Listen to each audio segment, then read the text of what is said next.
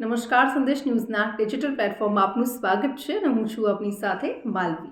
ઉનાળાની ઋતુ ચાલી રહી છે। ઉનાળામાં ઘણા લોકો દહીં અને છાશનું સેવન કરતા હોય છે।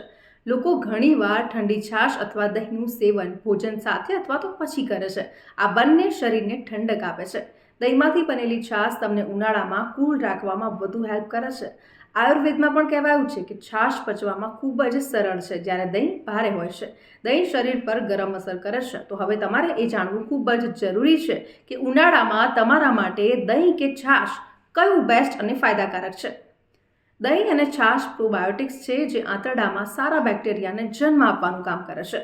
જો કે જ્યારે પાચનની વાત આવે છે ત્યારે છાશ વધુ સારી અને વધુ ઉપયોગી બને છે। છાશમાં વિટામિન અને મિનરલ્સ સારી માત્રામાં મળી આવે છે। તેઓ કાળઝાળ ગરમીમાં પણ શરીરને ઠંડુ રાખે છે।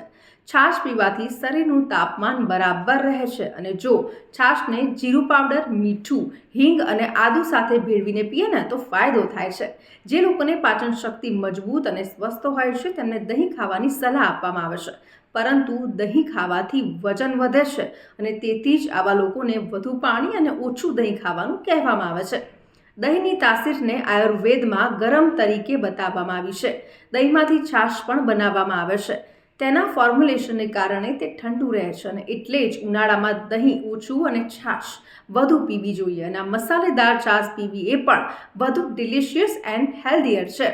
તો હવે તમને ખબર પડી ગઈ ને કે દહીંમાંથી જ છાશ બને છે અને છતાં પણ જે છાશ છે એ વધુ ફાયદાકારક છે। તો આવા જ ઇન્ફોર્મેટિવ વિડીયોઝ જોવા માટે સંદેશ ન્યૂઝના ડિજિટલ પ્લેટફોર્મ સાથે જોડાયેલા રહો।